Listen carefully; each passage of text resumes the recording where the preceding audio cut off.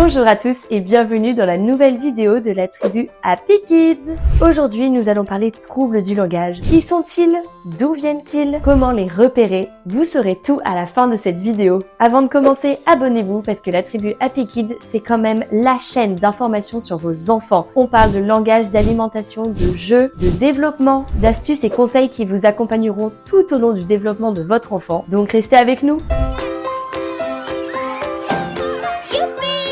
Les troubles du langage perturbent et ralentissent l'apprentissage du langage oral chez l'enfant. Ils se manifestent dès le plus jeune âge par des petits signes qu'il faut savoir observer. Mais de quels troubles s'agit-il? Il en existe plusieurs. Tout d'abord, les plus connus, ce sont les troubles de l'articulation. Vous savez, ce fameux zozotement, ce chuintement. Lorsqu'un enfant est atteint de troubles de l'articulation, il est mécaniquement incapable de bien placer ses organes dans sa bouche. Lors d'une prise en charge en orthophonie, l'orthophoniste va donc aider l'enfant à apprendre à comment placer ses organes afin de correctement prononcer les sons. Exemple de trouble de l'articulation, l'enfant va dire « je m'appelle Charles » au lieu de « je m'appelle Charles ». Attention cependant avec les troubles d'articulation. Certains phonèmes, donc sons de la langue française, s'acquièrent plus tardivement que d'autres. Par exemple, le R ou le Ch sera acquis bien plus tardivement que le N, qui est plus facile à dire. Saviez-vous d'ailleurs que la tribu Happy Kids sort une nouvelle affiche, le cirque des sons, qui vous permettra de savoir à quel âge un enfant est capable de prononcer quels sons.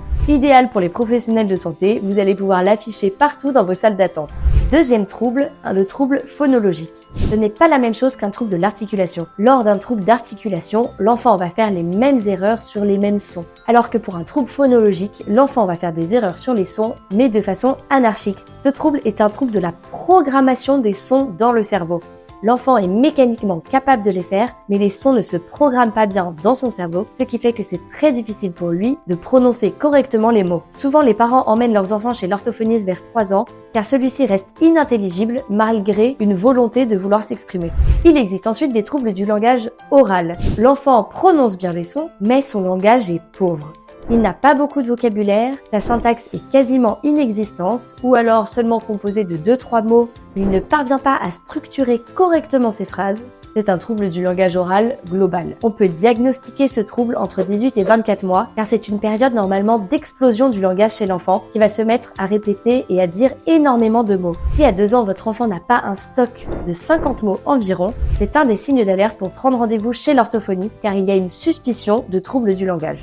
Quatrième trouble du langage, le bégaiement. Il commence à se déclarer environ entre 2 et 5 ans chez les enfants et il est plus courant chez les garçons. Le bégaiement, tout le monde en a une vision assez stéréotypée de la répétition de syllabes au début de mots. Mais ce n'est pas le seul signe d'alerte d'un bégaiement. Ça peut être également une répétition de groupes de mots, des pauses anarchiques dans la phrase, par exemple en plein milieu d'un mot, ou un temps de latence avant de commencer une phrase. Les mots peuvent sembler comme bloqués, emprisonnés à l'intérieur de la gorge de l'enfant. Le bégaiement a vraiment une origine génétique et neurologique, et les séances d'orthophonie peuvent permettre à l'enfant de trouver des stratégies de contournement pour fluidifier le message et l'expression de la parole. Enfin, cinquième trouble de la parole, la dysphasie. C'est un trouble du langage oral sévère et persistant malgré une prise en charge adaptée. La dysphasie atteint le langage sur tous ses niveaux, au niveau de l'expression et au niveau de la compréhension. Le langage de l'enfant est très pauvre, comme un trouble du langage oral ordinaire, sauf que cette fois-ci, malgré une prise en charge, malgré des stimulations, le langage reste très sommaire.